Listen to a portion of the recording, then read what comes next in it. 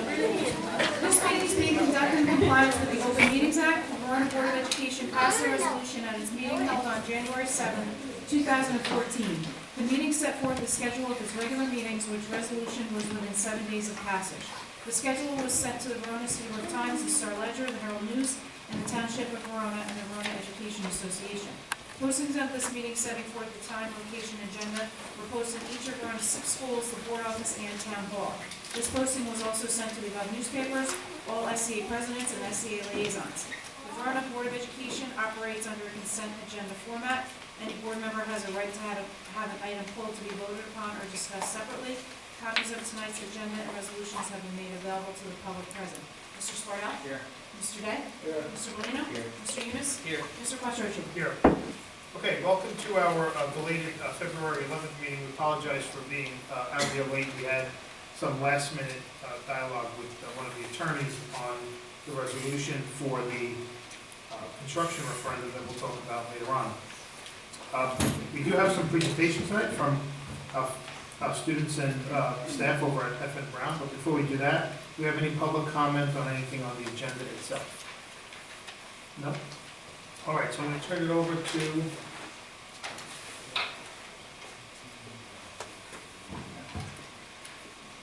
Good evening. I'd like to say hello to the Board of Education, Mr. Forte and Ms. Nardino. It's a pleasure to be here. From FN Brown, our students and teachers are very excited to present. Our first graders recently completed a unit of study focused on nonfiction, and that inspired them to write biographies. And at this time, I'd like to call up Mrs. Collins, one of our first grade teachers, who will introduce her students and give you a little background on the project. Good evening, board. Hi, I'm Anna Collins. This is very strange to be here. I've been teaching 30 years. This is the first time I'm at a board meeting.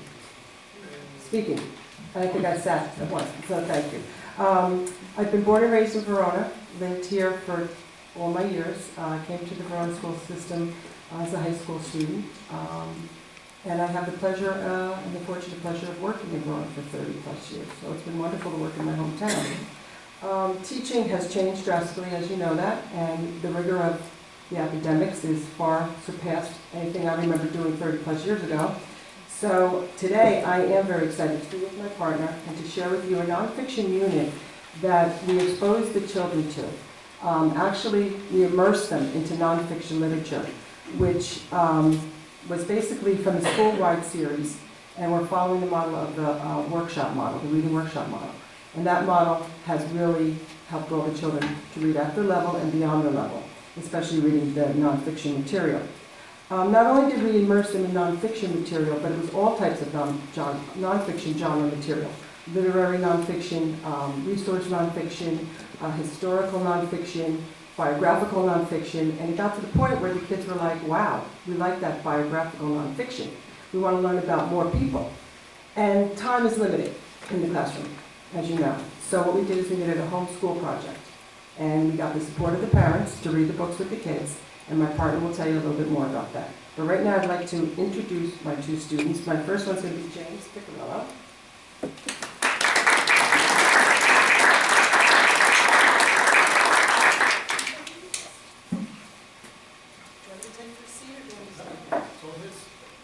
any problem that comes your way, James, you have to solve it.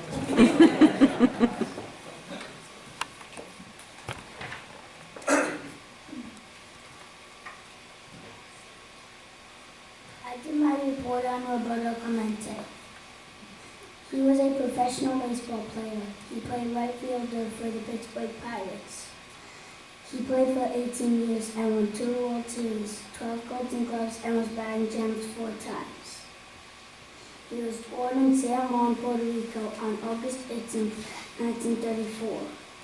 He died on December 31st, 1972 in a plane crash, and he died at the early age of 38.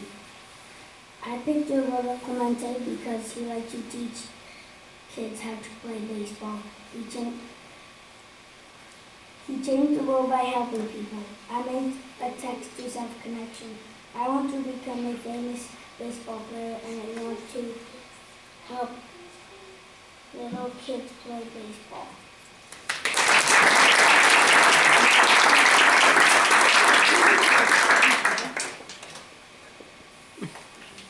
I made this out of 3M tape. And we peel this paper off. We stick it on.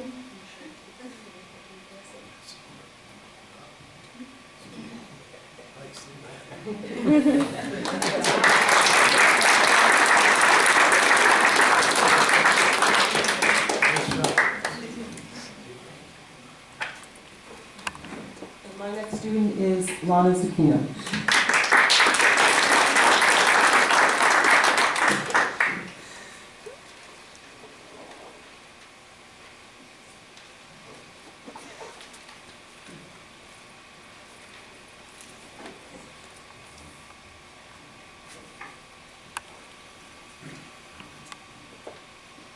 I did my report on Anna Eleanor Roosevelt.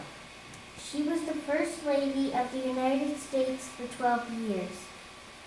Eleanor Roosevelt was born in New York City, October 11, 1884. I picked this person because she seemed interesting. She helped the poor. Eleanor was charitable.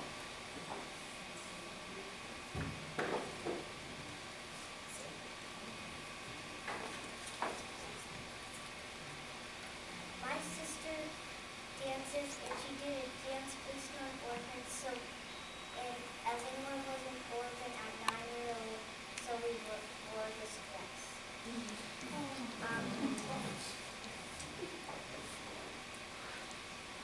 FDR was Eleanor's husband.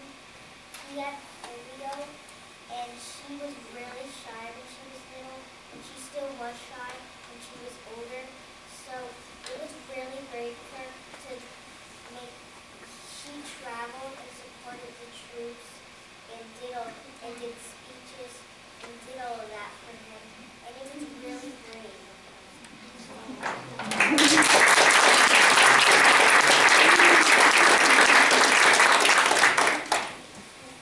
1884, born October 11th, New York City. 1903, at 18, first met Franklin D. Roosevelt and starts to help the poor. 1905, married Franklin D. Roosevelt and had 6 children. 1920, made her first speech about helping the poor. 1932, FDR elected president and Eleanor becomes First Lady for 12 years. 1945, FDR died. She kept working for the weak and hungry. 1962, she died November 11th.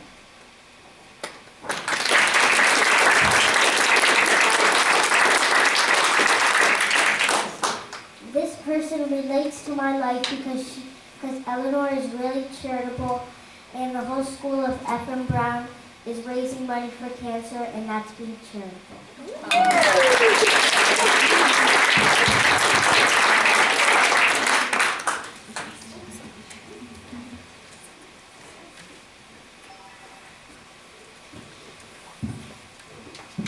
Good evening, everybody. It's funny, teaching from the kids all day long, and it's not nerve-wracking, but for some reason this is. But here we go.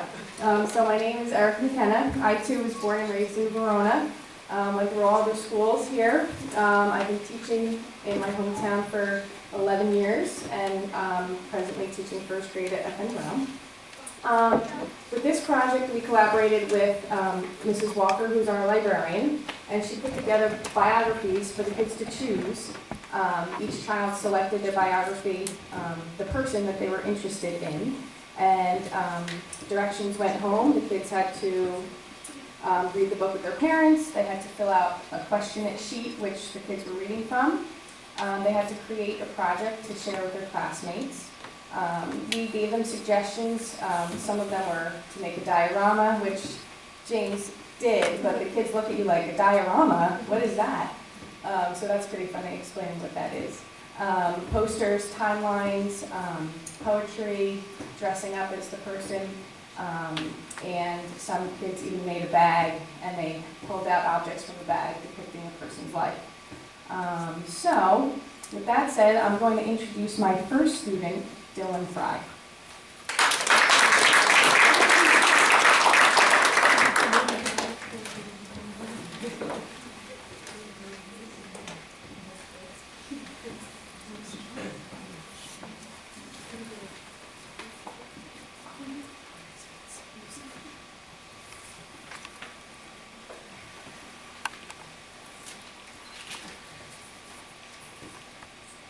For my biography report, I chose J.K. Rowling. She is the author of the Harry Potter book series. She was born in Yate, England, and she was born on July 31st, 1965. I picked J.K. Rowling because she is my favorite author. J.K. Rowling changed the world because children and adults loved the way she made Harry Potter. The Harry Potter books have sold over 400 million copies. Rowling was awarded an Order of the British Empire by the Queen of England. Her books were made into the highest grossing film series of all time.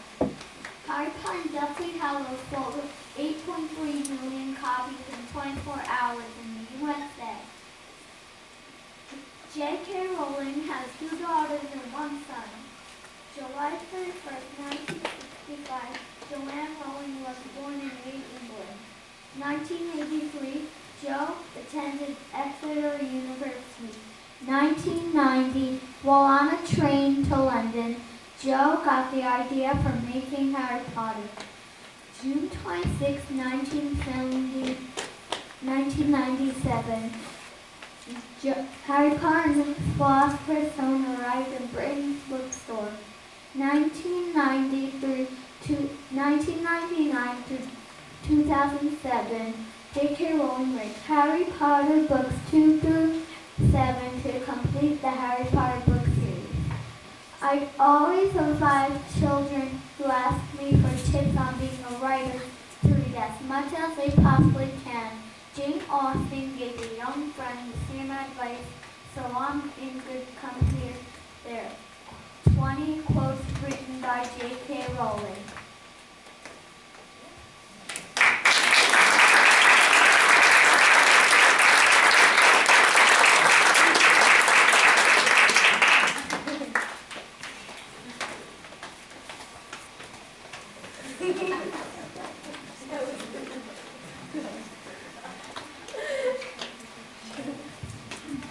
All right, and the second student I'm going to call up tonight is Molly Heater.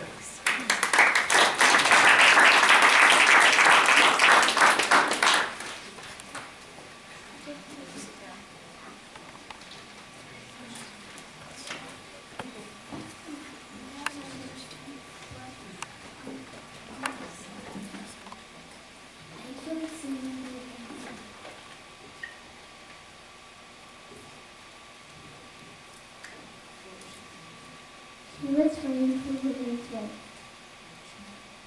She was born in Massachusetts. February 15th, 1820. I have a book about her.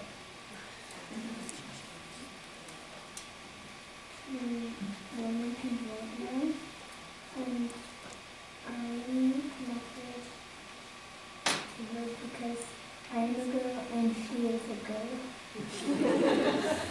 And Molly did a poster and a timeline, so she's going to share some of her facts that she learned from her poster.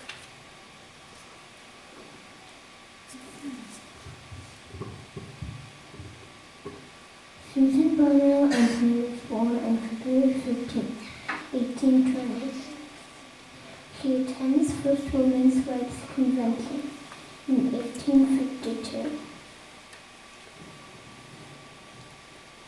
In 1863, she co-writes the appeal to the women of the Republic. She's called the first women's suffrage convention in Washington, D.C. She's selected for voting. She dies on March 15th. The 19th Amendment gives women the right to vote. Failure is impossible. Suffrage means the right to vote, especially in a political election. Organize, agitate, educate must be our rule of law. I think the girl who is able to earn her own living and pay her own rent should be as happy as anybody on earth. The sense of independence and security is very sweet. The 19th Amendment means the right of citizens of the United States to vote shall not be denied or judged by the United States or by any state on account of sex.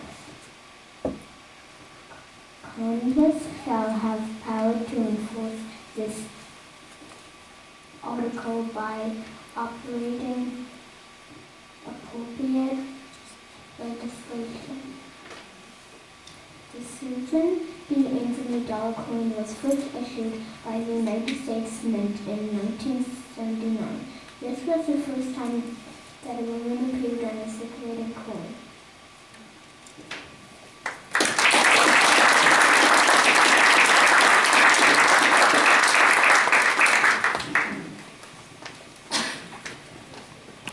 So again, we had Molly Hayter, Dylan Fry, James Piccarello, and Lana Zacchino, who did a wonderful job. If we give them another round of applause.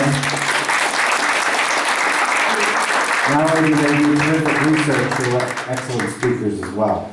Special thanks to Mrs. McKenna and Mrs. Collins for preparing our first grade students. And also, a special thanks to FM Brown parents. When I asked them to attend tonight's board meeting, they were very excited. And they immediately replied yes. And I appreciate them taking the time to be here tonight. Thank you for having me. Thank you. Thanks, Dr. Manzo. Thanks, teachers and students. One real quick. This right here was part of our Writers Workshop initiative, where the students learn about the nonfiction and use that in their writing. Again, this is your grade 1 students up here. I think they did a great job. Again, let's do one more round of applause for them.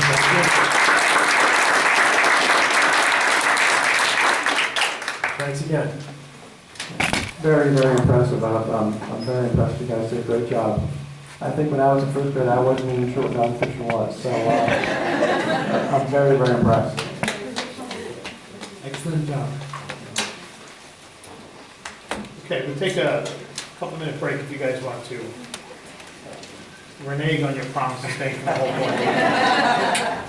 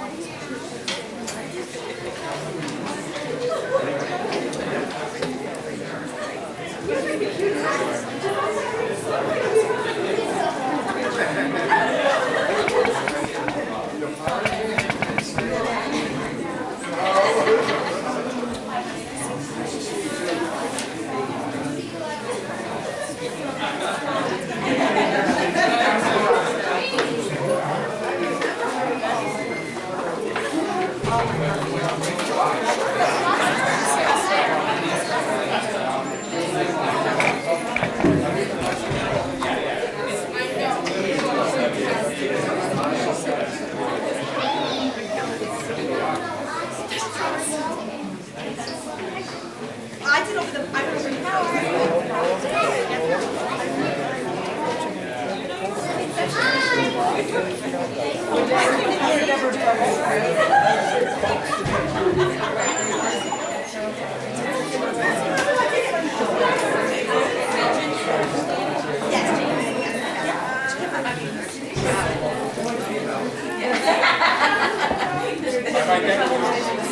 Good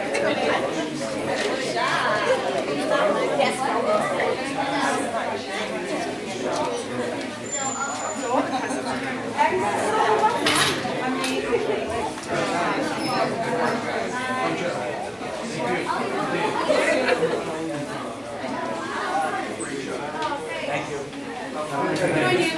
Be safe. Okay, so. Bye, Cindy. Bye-bye. See you Saturday. I'm gonna ask you when to stay with me.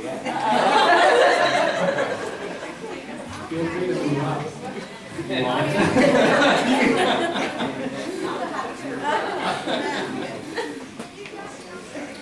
Okay. Continue on with our meeting here. Next up, we have committee reports, and we'll get to the buildings and grounds, talk about our front question that's on the agenda too tonight. Steve, can you do education? Why don't you do it, John, if you can.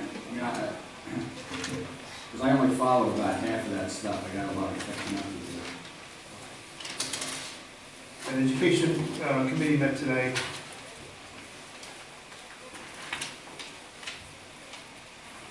And we talked about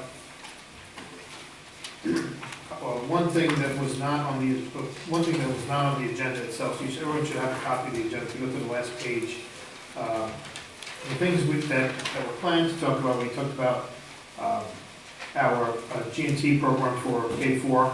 That committee is doing its work internal to the district. That's meeting again in February, and that's to refine the criteria for the new definition of G&T, where we agreed that we need to clean it up. Elementary Report Card Committee has also met. We'll meet again in February to cover math and ELA. Student growth percentiles, which is all part of the new teacher evaluation, staff evaluation process for individual teachers, have been released through NJ Smart at the beginning of this month. Observations have taken place, second round observations, third round observations are take place going forward. There is a copy of the BC Business Plan for 2014. That's an annual exercise that we go through prior to approving BC for the summer, so you should see that. There's some professional development that's ongoing. And the one thing that we talked about that was not on the agenda per se, that the board should have in the packets, a letter from the state regarding Park. And we did ask if we can get through Mr. Miller, Mr. Forte, a statement of, or a plan for Verona readiness for Park. So the letter that you have in the board packet is the state's representation of what readiness means. But they give some very, very minimalist ready examples, in my opinion, where they're talking about you can test 300 kids if you had 50 computers, which is sort of not the wrong way that we aspire to be doing this with the technology investment that we have. So, but there are some dependencies in there, some depending on the network and infrastructure that's part of the referendum. There's some budgeting for computers that we need to plan for in the operating budget, which we will get into in the coming weeks. So, that's that readiness plan should be forthcoming. Community resources did not meet, so we'll skip that and go to athletics committee. Sure thing. Athletics committee met, and we discussed a few items.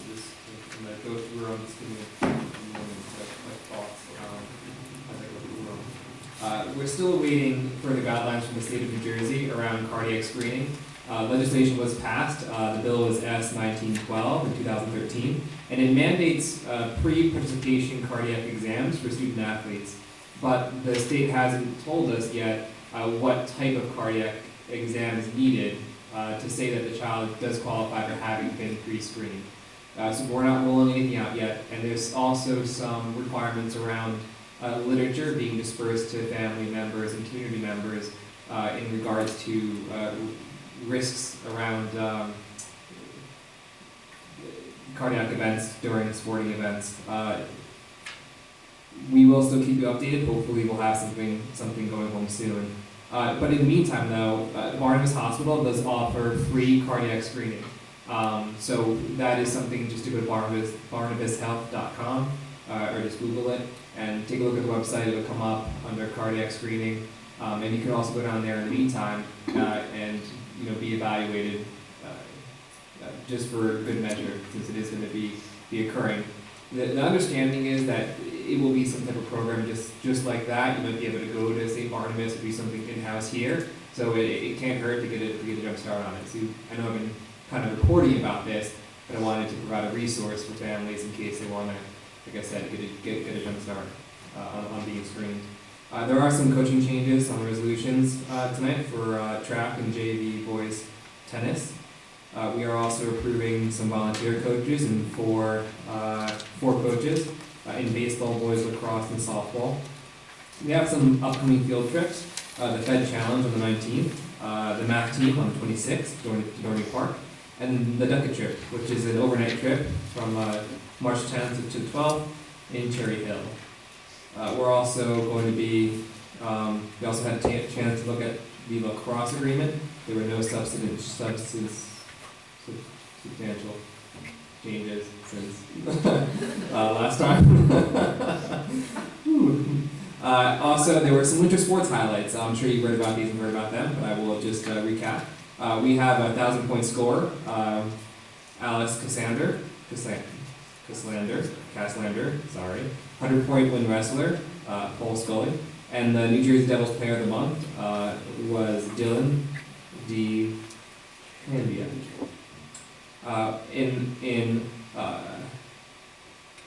As well, we have the Honors Freshman Sports sponsors. We're going to be sponsoring or having an event to say thank you to the companies that did sponsor freshman sports.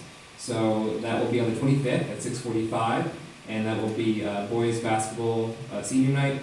Freshman boys and girls tennis teams will present, and a gift to our sponsors. So those are our updates for athletics. Any questions? All right. Let's go to buildings and grounds. Okay, the Buildings and Grounds Committee did meet.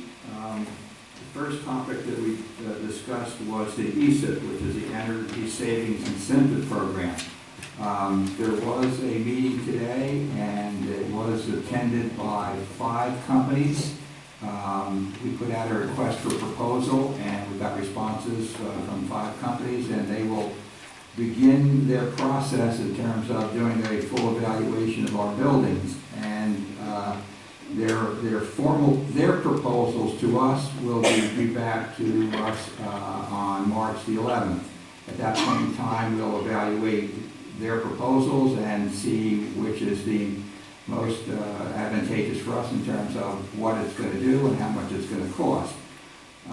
This is something that's been ongoing for quite a while now, for at least 3/4 of the year, and it's finally come to fruition. And while we don't have any specifics to report, that the process is ongoing, and we should know by March 11th exactly what we're going to do. We talked about boilers, we talked about lighting, we talked about a number of other things, but now that the companies have responded, and hopefully they will all submit final proposals to us.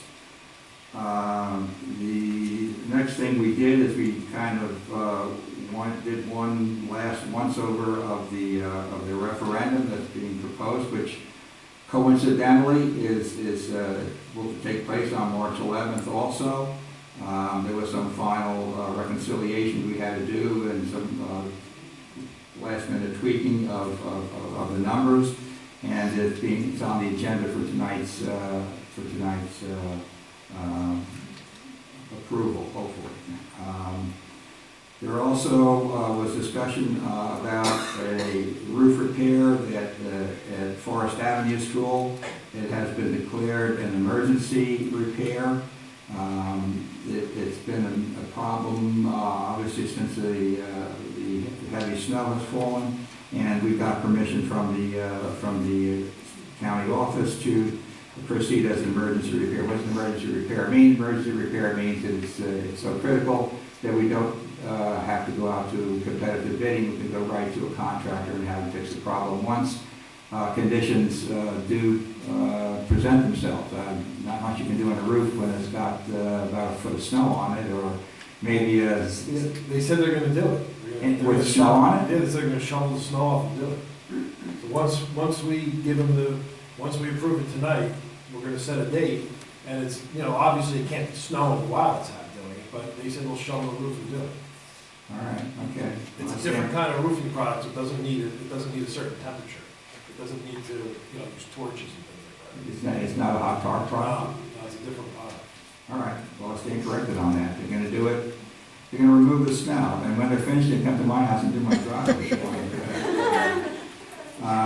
We also did discuss something that was proposed to us a few months ago about a company who wants to come in and put in some kind of a meter here which will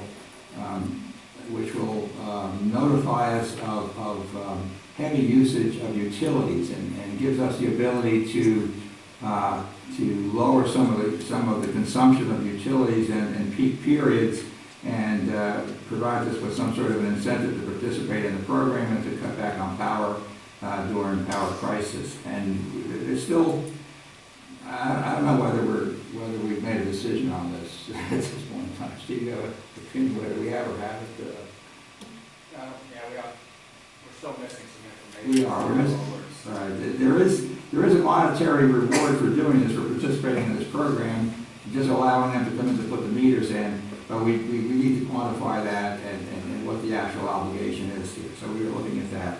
And we get a very brief look at the 2014-2015 budget, and we really didn't spend a lot of time talking about it, which we will be doing between now and next month. I think the budget, the preliminary budget, I think is due in the county office on March the 20th. So we have a couple meetings between now and then to look at all of the budgets that have been presented, but certainly in the buildings and grounds we'll be looking at that as well. And that's about it. What was the last item on the hot water? Well, we didn't get to talk about that, to be honest with you. The hot water heater in the high school broke and they fixed it. So it's repaired? Yeah. Okay. Okay, finance? Let me quantify that. I know he said that it's a temporary solution was done, so they're included in the referendum, so a temporary solution was done now on the hot water heaters. They haven't been replaced yet. Finance Committee. The Finance Committee met tonight. We basically did a budget review, so we started going over the various aspects of the budget, including technology, buildings and grounds, athletics, the elementary schools, and HPW.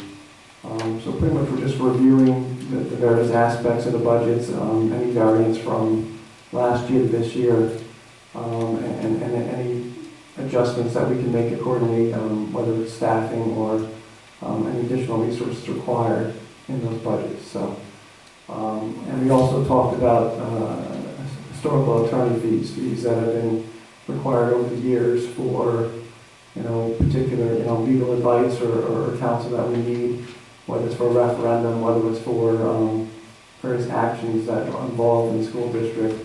We went over the budget for the attorney fees and historically what it's been. Anything else to add, Joe? No. And that concludes the Finance Committee. Okay, so one thing we should probably mention, the finances, we've got our, the resolutions tonight. I guess would be finance resolution number 8. Actually,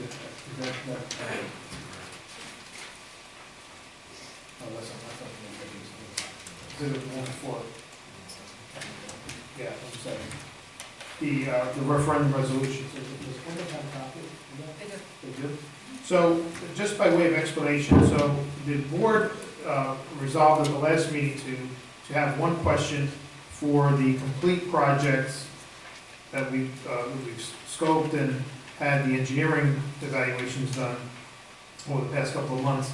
And the project includes the security, the technology, building repairs, remediation of the lower field, inclusive of the parking lot and tennis courts, and also remediation of the affected portion of the high school field so it can be securely cordoned off and closed.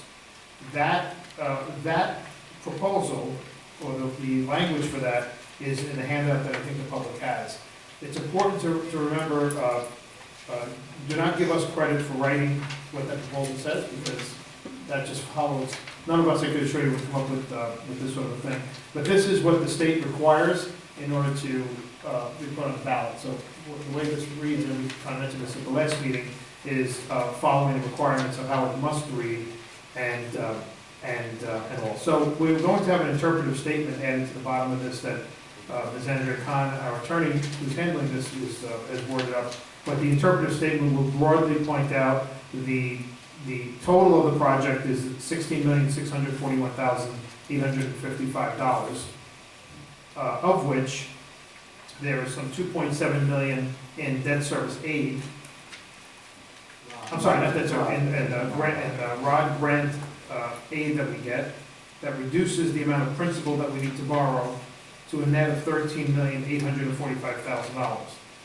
Of the $13,845,000, there's about $2.4 million of that the state will give us debt service aid. Debt service aid is aid on the payment, the repayment of that portion of the bond. So we're working on two different types of aid. $2.7 million of immediate funding, so that's sort of, they pay you, you don't need to raise tax levy for that $2.7 million.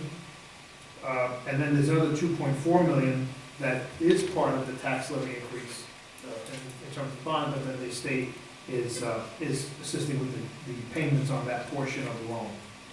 But the net to taxpayers is about $13,845,000. And then we did get the 20-year bond estimate with the average, with the annual impact to the average home in Verona, which comes in at $176 and change per year. And that's using a forecasted interest rate of 3.65% over 20 years. No questions? No, I just have, something I'd like to add to that, is that there's been a lot of discussion. We've had meetings that went for hours, and we had proposals, and we've had comments from the public, but this is what we've decided to do. And along the way, some of the students that came to the podium suggested that we cut the referendum into parts, and the phrase that they kind of used was to do all the things that you absolutely need to do. Well, there's nothing on this list that isn't absolutely necessary. Not a single thing on here that isn't absolutely necessary. And that includes our athletic fields. We have a problem behind the high school. The football teams have been playing on a temporary facility. And that facility certainly doesn't match what facilities there are across the county for high schools that we play. For information purposes, that there are 19 high schools that play on artificial surfaces in Essex County. West Orange, Milburn, Bloomfield, Nutley, West Essex, Montclair, Livingston, Orange, East Orange, Newark, Three Fields, Columbia, Belleville, Seton Hall, Montclair Academy, and Newark Academy. 17 fields that host 19 high schools. There are 6 that do not play on artificial surface fields. Cedar Grove, Caldwell, Glenridge, Irvington, Immaculate, and Verona. What I'm saying is that it's just as much of a necessity for us to provide a suitable place to play for our athletes as there is for us to spend money on a music room or to improve our facilities. Our student athletes are our first line of ambassadors. We send them out there in maroon and white uniforms. They have Verona on their helmets, or on the chest of their jerseys, or on the flag that they bear. They're our ambassadors. And to send them out there to play on fields that are better than what we could provide for them is not something that I think that this town would be proud of. Is that the municipality has provided fields for us to be used, one of which is Centennial Field, which is a great facility, but it's not a high school facility. It wasn't built to be a high school facility. It was built for what it's being used for, and the intent was for youth sports and children who are in the elementary age groups up until middle school. So to say that that's a suitable place for us to play, that it really is. It's a great place to play, but it isn't a high school facility. So the point I'm trying to make here is that don't leave our high school athletes out of the equation. We need everything that's on this list, whether it be security, whether it be technology, whether it be boilers, or whether it be a field for our athletes to play on. Please consider that when time comes to vote.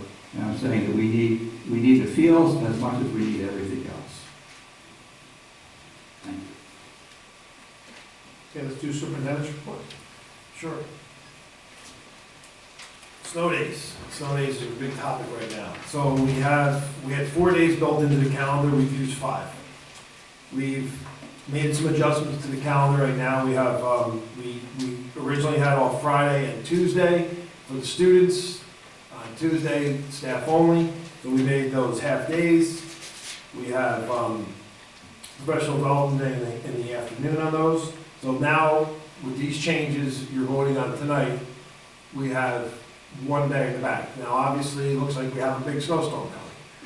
And it looks like from the last weather reports I've seen, somewhere in the neighborhood of 10 inches of snow, starting somewhere around the time of about 2 o'clock in the morning, Thursday AM, and ending somewhere around 2, 4 o'clock in the morning Friday. So if that happens, and right now, the way we have it set up, a half day, we could not do a delayed opening because it wouldn't count as a day. So we may make another adjustment. And what we might do is if this weather happens the way we think it's gonna happen, obviously, there's climate things that people make mistakes, but for right now, assuming that they're right, if we need to do a delay if we need to take school off Thursday, and a delay on Friday, what we'll have to do is we'll have to change the half day to a delayed opening schedule for students and not do the professional development so we can get the school day in. That's the plan right now. So what we would do is when we inform the parents Wednesday night, most likely, if it's holding up, we'll probably call it a delayed opening for Thursday with a second call saying it's closed if that's what the case is. And then during those calls and emails and messages that we post, we'll explain that Friday, if there's a delayed opening needed, it will no longer be a half day. The students will come in at 12 o'clock and finish at regular time. Now, if that's the case, we will have lunch service, and either way, the YMCA will provide aftercare. So if it goes as is, meaning half day, YMCA will be there at dismissal, at half day dismissal. If we go the other way, YMCA will still be there for dismissal. Questions about that? I think I gotta say, the public has been amazing about this, the parents and the staff, been very flexible. I had about 4 or 5 people email me that were not happy with the decision. When I got back to them, I spoke to them either on the phone or an email. All of them said they understand what we're doing, it's just inconvenient for them. But they do understand that it's the right move to make, get the students back into school. We've already had 5, 6 snow days, and we're looking at a 6th already this week. So, and it's not just about saving spring break, it's about giving us our best possibility for a good day of school. And the Thursday in spring break or coming in on a Saturday is not going to be, as conducive as trying to make an adjustment right now. Other districts are doing the same thing. I found out some local districts even take away Monday. In our contract, it's very difficult to take away Monday with our custodial and secretarial contracts. Monday because it's President's Day. So that's why we made the adjustments we did. And I got to say that the parents and the staff have been great. I'm expecting a 95% attendance day. Okay? And I'm using that because last year with the NJAA, we didn't give much notice. We took away the NJAA convention. We had about 95% attendance. So That's where we're at. I wanted to highlight some of those things about the athletics, but Mike stole mine. I happened to be at the Verona versus Orange wrestling match down in Orange. My father's alma mater, actually, right? The Orange High School is in Orange Middle School. But one of the reasons why I went was because one of my former wrestlers is the head coach of Orange. So it was great for me to get down there, see the Orange kids, see one of my former wrestlers dealing with his Orange kids, and also getting a chance to see Paul win his 100th match. So it was a nice night. The thing about honoring our freshman basketball sponsors, I'd like to make a big deal about that. I think it's really provided an opportunity for our kids that they would not have had. We have approximately 25, 30 students, boys and girls, playing basketball that wouldn't have had the opportunity. So on the 25th at 6:45, which is a little bit before our private session, maybe we need to take a few minutes out of the private session meeting. I plan on going there and speaking to these sponsors. We're going to give them a little token of our appreciation of a Verona shirt, and we're going to thank them for what they've done for our programs and for our students to allow them to have an extra opportunity like this. I saw 2 boys freshman games, I saw 2 girls freshman games, and I got to say the girls freshman basketball team. Now I saw the 2 boys games right in a row. I saw the girls, the first game I saw, their second to last game. What a difference in the girls from the beginning of the year to now. I went up to the coach and said, Coach, you've done a lot with these girls. There's a night and day from when they began. So it's a great opportunity. It's something that I think we all should be proud of and also acknowledge these people for that. Another thing is I went in Mr. Wirtz's class the other day, and he hands me this thing, right? It's a little screw, plastic screw with 2 nuts on it. And he goes, I just printed that. I was like, what do you mean you printed it? What are you talking about? He actually, with a printer, they have a 3D printer that he arranged for us to have. He made this little screw with these 2 nuts on it. And then they make this, like they're making an iPod case, like an iPhone case. I saw them actually making it in this printer. It's called a printer, but it should be called something else because it just makes a 3D object out of plastic. It was pretty amazing. So I was joking around and said, when you can make a half salami provolone, give me a call, I'll come back down. But it was pretty amazing that they were doing that. We are going to apply for an $11,542 grant to the state. If you remember, when they made these HIV laws, Alamucci, or Green Township, it was a town out in Warren County. I think it was Alamucci, sued the state and won in this case in this different body that I never heard of. It has to do with unfunded mandates. And they won this. And what happened is, because of that, the state gave $1 million as a grant that people could apply for. We applied for the first one. Last year, we got about $6,000, somewhere around there. This year, we're applying for an HIV grant to cover expenses that we've incurred due to the HIV program of $11,542. This aid, if it's the same as last year, this aid covers for expenses but not lost time, right? In other words, if you have an invoice, training material, for example, costing some, or something like that. They wouldn't cover for the cost of a sub, actually. No, they cover for any kind of programs, any type of intervention in a case or more cases. Right. So in other words, if you needed to bring in some kind of expert, you needed to send somebody out to some kind of therapy for this, they would cover that. Right. So they cover you if you incur a cost, Right. a hard cost, but not a soft cost. I'm not sure about that. That's the thing. I think if we funded, like you say, we were gonna say right now that the HIV coordinators are all gonna get a stipend, we could apply for it. That's a hard cost, if you write a check. I was just saying, maybe I'm misunderstanding. I was saying upfront as compared to billing back. You lost productivity because you diverted people from what they. No, right, like we tried to do that, like say bill 5% of this person's salary, because we're now, no, we couldn't do that, no. So in the last 2 years, we've spent almost $18,000. That's in expenditures, accounting lost time. What's that go to? Where do we spend that on? Well, we spend money on training. We have to bring in trainers. We have to send our people to training. These are all part of the funding. a good portion of that is in response to one particular case that we need to bring an outside person in to help us with. So that fell into the third category, like helping remediate a specific case, something like that. That was part of it. So 6-7 years ago, we spent $6,000 a year on professional development, like the tuition reimbursement. Now we're spending $18,000 on training for anti-bullying. well, we had to do it to comply with the original law. The numbers have gone down. A significant portion of that is one particular thing. It doubled this year from last year, right? Right. And that was, I think that's what Mr. Forte said, was in this year's number, there was we got reimbursed for some costs related to a particular case. Well, we're applying for it.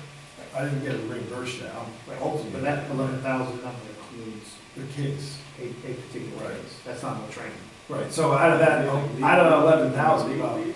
yeah, legal fees. Oh, Out of that, about 10,000 of it is legal fees and somebody's overtime. but we would have spent that without an anti-bullying policy, we would have still spent the legal. That's the reason for it. No, you wouldn't have, because you wouldn't be dealing with it as an HIV case. That's the new rule that came out From Trent. from Trenton, yeah. So the Alpha case was that you've imposed, you forced districts to spend expenditures, right? Lawyers. On some combination of lawyers, training, and other Policy, accommodated fees. policy changes, anything like that. And you've not funded the cost to do that. Hopefully, they're going to reimburse us, hopefully. Well, if we get a whole 11,000, I'd be pretty surprised. It's only $1 million for the entire state. If we get $6,000, it's better than having no thousand, I guess, right? Okay, the last thing is, here's I shot you, the board, an email about what my game plan was to educate the public about this referendum once it's passed today. So my plan right now is to call at least 4 meetings, town hall style meetings. The plan right now is to do a personal invitation from me to via email and phone call to all parents. Now, I also have a database of about 200 people who aren't parents that will do that too as well. Then we'll put something in the newspaper and we'll put something on our website.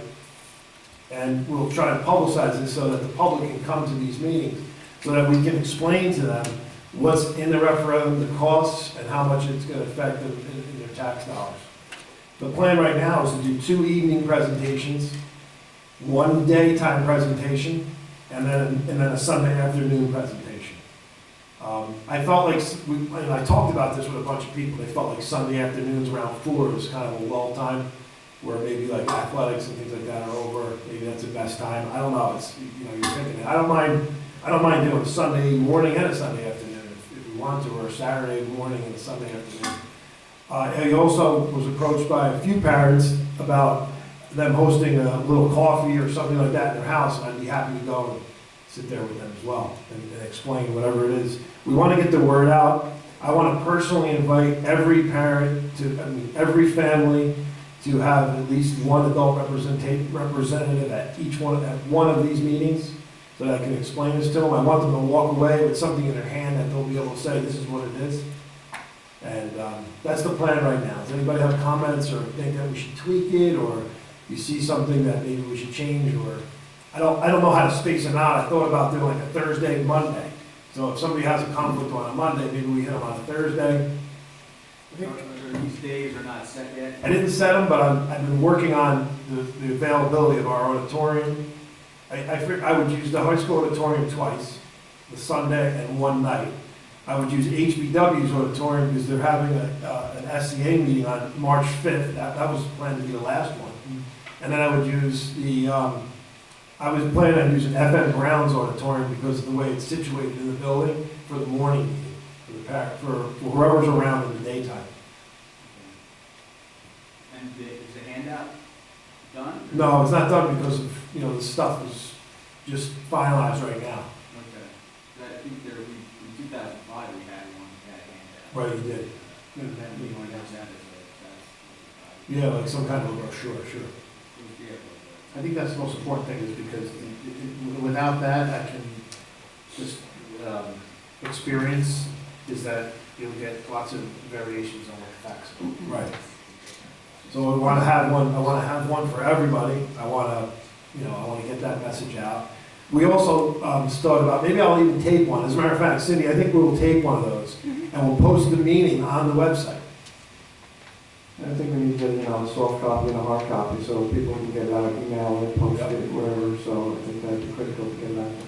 We'll put it in the Friday folder, we'll post it on the website. We'll have Cindy's gonna work on this for us. We'll have some kind of flashy thing on the front screen that brings you to like a referendum section. And we'll, something that's really highlighted, more than everything else even, for this 1 month. It's 1 month from today, I believe. So what we'll do is we'll have that up there. Every document that we possibly can will be on there. And I think we'll get rid of all the other ones, just so there's no more confusion of, what's this one, what's that one. The final documents will be up there, the other ones will be removed.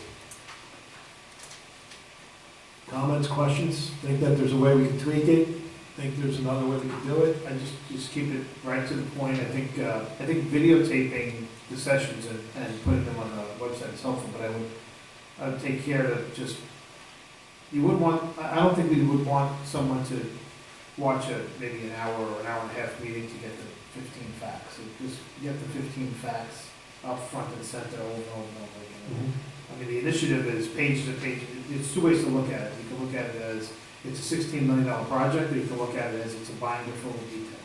I think what we need is, it's this much money for security, and by security we mean pop, pop, pop. Yep. It's this much money for technology. Technology means this, this, and this. Yep. Essentially, right? It's this much money for building repairs.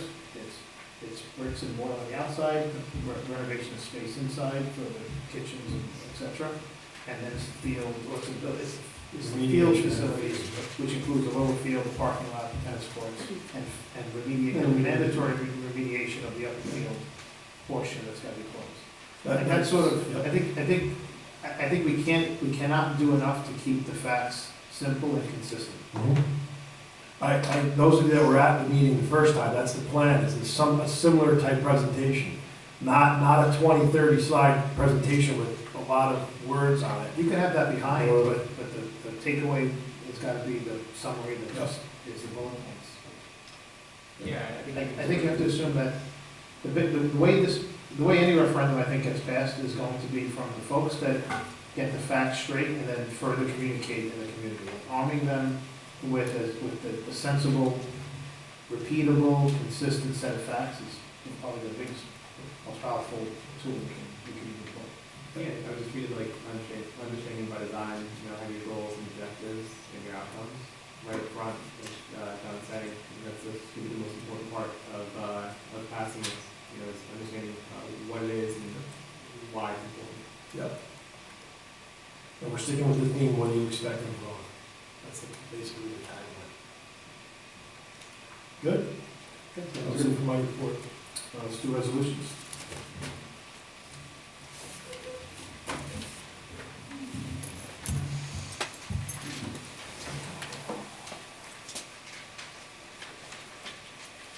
There's just a couple of words I want to add to the referendum resolution, which is the detailed resolution.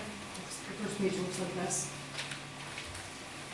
And in bullet number 1, the last sentence should read, the form of the proposal and the interpretive statement will read substantially as follows, with such changes as bond counsel shall provide to conform to the requirements of the DOE approval letters. So I'm just inserting and interpretive statement. Cheryl, just have a question. When will the absentee ballots be available? Well, I sent a copy of this to the printer today, so you should have it typed up tomorrow for me to proofread. That question I didn't ask him yet, but that should be, they should have it printed within the next week. When it's going to be mailed, I don't know, but I'll let you know that. Does the interpretive statement have to go on that? It does. The absentee ballot, not Oh, I'm sorry. Not the mock ballot. But when can, because I had some business that day, I just want to make sure if I'm not going to be able to vote, then I want to, and others absentee ballots to the schools for people to register. I think it is 10 days before. We'll take care of it at this point. They will prepare they're vote by mail ballots now. And obviously they have to get out as soon as possible, although law requires that we get them the language 18 days ahead of time. The sooner we get it to them, the quicker they can get it.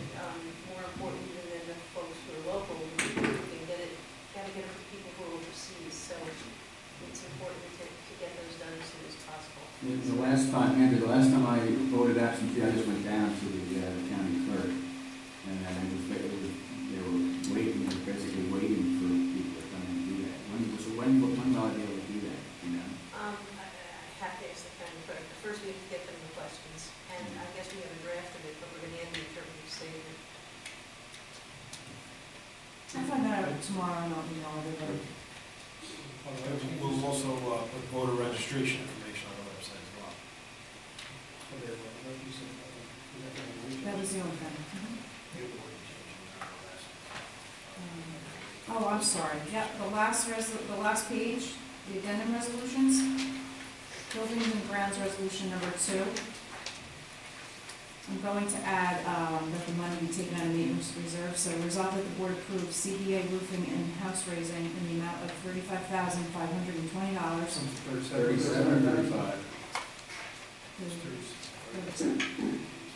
Oh, sorry, $37,520 for the emergency roof repair at Forest Avenue School to be paid from maintenance reserve.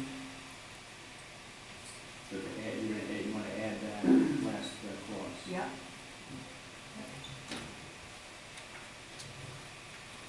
Good. Alright. Resolve that the board approve resolutions number 1 through 8 and addendum resolutions number 1 and 2. So moved. Second. Moved by Mr. Bellino, seconded by Mr. Day. Any questions or comments? Just a quick comment.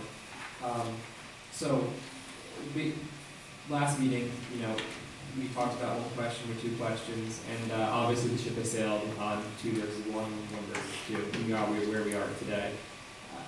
I want to say thank you to the community members that reached out and shared their opinions over the past 2 weeks. I heard you, and I appreciate you can call it support or just call it the opportunity to chat and to talk one-on-one. Thank you for reaching out. And I'd like just to share some just a thought on my vote tonight. Over the past 5 years, I live by the belief that education is a community initiative, and I continue to move forward. Obviously, there's a huge push for a single question ballot, which is a beautiful thing to see in the sense that it is truly that intersection of community involvement, of community engagement, excellent teachers and inspirational leadership, right, coming together in one place, and obviously that is reflected in the board's opinion as to what question we put before voters. And so my vote reflects that same thought at this point, which is go get them, because the only way that we're going to pass this is together. Thank you. I had a question on 2.1. About a substitute teacher. I'm just a little confused. I had a person being, I guess, term of employment rescinded and then approved. I just didn't want to verify. There was an error in the salary box. Did you see that? It's meant to be $85 per day, but there was a typo last time. It was at 85 per hour. So you have to rescind the old. I just want to double check that, see? Anything else? Let's call the roll. Mr. Sparrow? Aye. Mr. Day? Aye. Mr. Bellino? Yes. Mr. Yunus? Yes. Mr. Partridge? Aye. Okay, we'll open up to any public comment or question.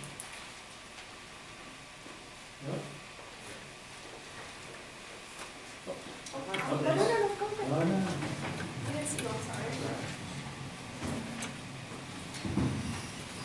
Al Beal, 15 Howard Street. During this past week, I just have to take a moment to publicly thank Mr. Spardell for all of his efforts in getting the information regarding the lower field. And I can say that after, I know I spent lots and lots of hours reviewing what he gave me. And I know he spent equally as many, if not more, coming up with some of the answers to questions that I raised. And I can honestly say that what I personally feel is this lower field project at this point is probably the best thing we could do for our students.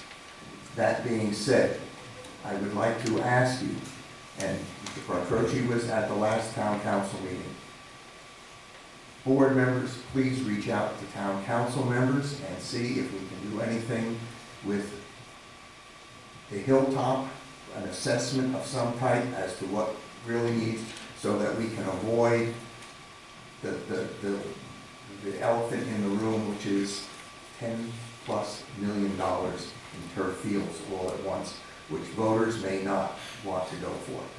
If we could get the town council to reconsider some of what they're doing, and this is the best for the students, what you've got on the table right now. And I just had to come up here and say thank you for everything that you did this week and the times that you spent the last couple of weeks, really. And then if you, as board members, could reach out to town council members and see if we could do something so that taxpayers don't look at that $10+ million for turf fields, because that's a big concern, let me tell you. Thanks a lot. I'm just going to comment on that, is that certainly it's a lot of money, but the projects are not compatible. And I alluded to that when I spoke earlier, is that what we're doing is for high school and high school athletics. The town council appears to be doing and doing a good job is providing recreational fields for youth sports, recreational sports, and not designed for high school athletics. And I think the town should be, the citizens of the town should be grateful that the town council is willing to put money into those types of facilities for us. It's a quality of life issue. We have so many students in our school system that participate in sports, whether they're at the high school level, middle school level, elementary school level, and there's a tremendous shortages of fields. If you are see it in any way in terms of participating with either your children or your grandchildren, you'll know that there's a shortage of fields. So as far as what they're doing, I give them all the credit in the world for doing that and trying to improve the quality of life here in Verona for our youth. And I appreciate the fact that you do see the advantage of what we're trying to do for our high school athletics, but I don't see them as being exclusive of each other.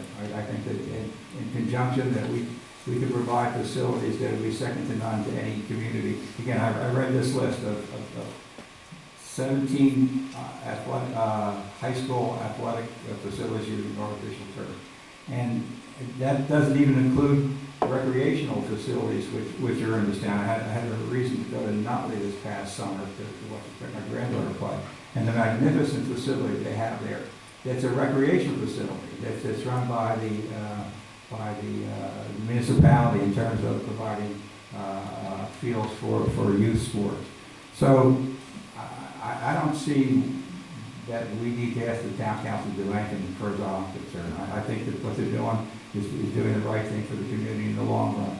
When you look back at when people 25 years and 50 years from now look back at who did what, I think that they're going to be grateful in the long run that they have the facilities that they have, whether it be on the hilltop or whether it be behind the high school. So I, for one, would give credit to the town council and urge them to move forward with their project as we are moving forward with ours.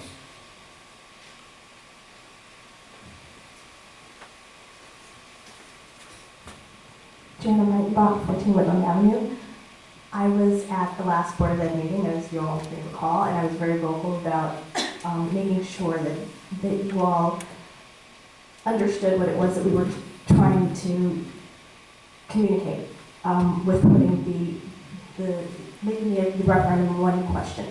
And I want to thank you all very much for listening to us, for opening your minds and understanding what it was that we wanted. Thank you. In regards to the strategy for getting communications out about the referendum and explaining it to the residents of Verona. I invited Mr.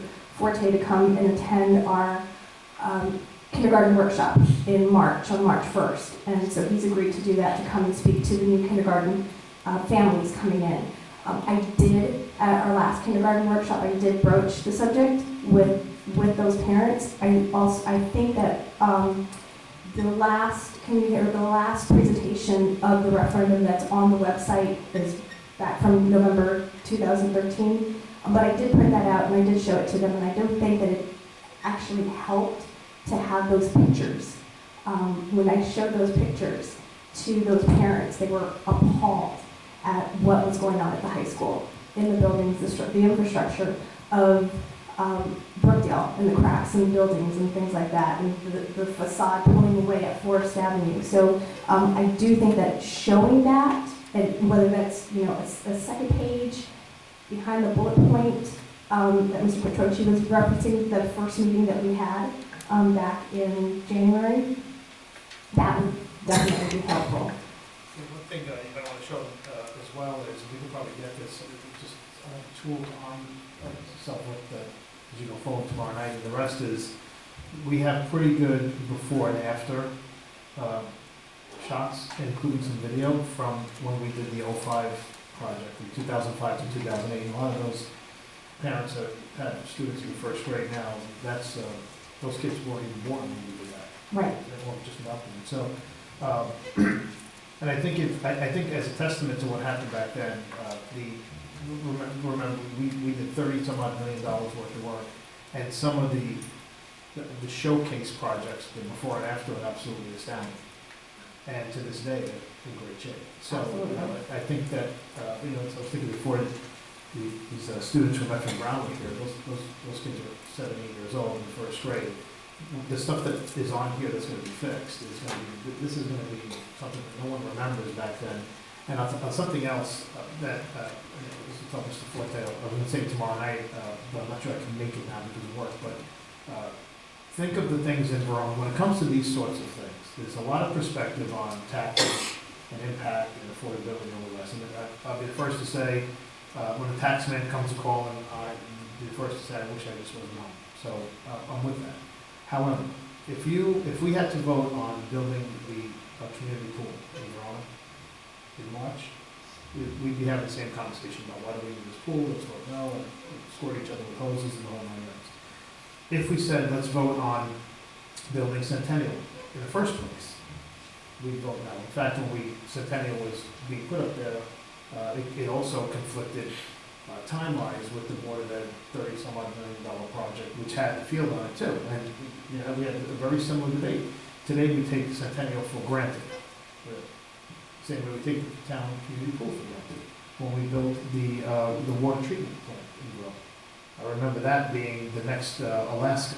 The sort of thought, like, why do we need? And now we know you have award-winning water in town, and our own sources and wells and everything else. When we built the community center, saying, why do you need a ballroom? Why do you need, and in fact, today, if I hear any complaint about the Verona Community Center, the complaint is, gee, why don't you put it in the pool in there, the cold? And I said, you guys don't realize like how thinly that even got done to get the building that we do have at the time. I'm just going back for 15 years or whatever it was. And you can go on and on about it. The building that we're in today wasn't here in 1950, right? It just, HBW was the high school. Now you hear a lot about whether you had more students today or back when somebody who was a grandparent today was a student. And it's true, the population ebbs and flows. But there's something else that changes. You didn't have the need for computer labs. You didn't have the same kind of science requirements. You didn't have special education that made exist as a thing by itself. You didn't have class size as a mantra. You didn't have the mandates that we have to deal with everywhere else. So, look, as a community, we've got to come together and say, there's lots of things in town that we take for granted. And I would venture to say that every one of those things, if that was a topic tonight, we'd be having the same conversation about, well, do we really need this and why should we pay for it and everything else. At the end of the day, it's your town. And when it comes to taxes, I would tell you that it's $175 for the average home. I get it that it's tight for people. I get there are people that can't afford it. But I also think that the folks that cannot afford it probably cannot afford the total property tax bill that they pay today. This is a bit more, but it's the $10,000 bill that you're paying that's killing you, and not the $200 more, $75 more. And from a property tax value point of view, I've said it a million times. One of the reasons that I believe it's important to serve on the board, certainly it's for the students, certainly it's because I believe in education, and I get involved with this sort of stuff 9 different ways to Sunday. But I also think that having a good quality school system that's positively growing, that's progressively growing, is the single most impactful thing you can do for the value of your home. And if your property taxes go up $175 a year, that's less than $2,000 in 10 years. And in 10 years, you can say you're somewhat protecting the value of your home by maybe $10,000 to $15,000. It's the way I personally look at it. Right. I agree with you 100%. Boots on the ground is the way that this is going to get done. Only way to get it. It's the only way that it's going to get You done. need one person more to vote yes than the people that vote no. Absolutely. So after tomorrow night's meeting, whatever tangible information we can take away from that and distribute it, I've already rallied a bunch of parents that are willing to deliver flyers, go door to door, have, meet and greets, and anything that we need to do. So just keep that in mind, and that way we can get it done. Those are the kinds of things I want to talk about with you tomorrow. Anyone else? Okay, next meeting is scheduled for the next Board of Ed meeting is scheduled for Tuesday, the 25th of February. There is a meeting tomorrow night. That will be here at 7:30. That's a special purpose meeting. That's open to everyone who wants to come. Well, it was really a select group to talk about. So you've got a focus group? Yeah. Okay, so, and then that's to strategize around communication. Correct. Okay, good night. Good night.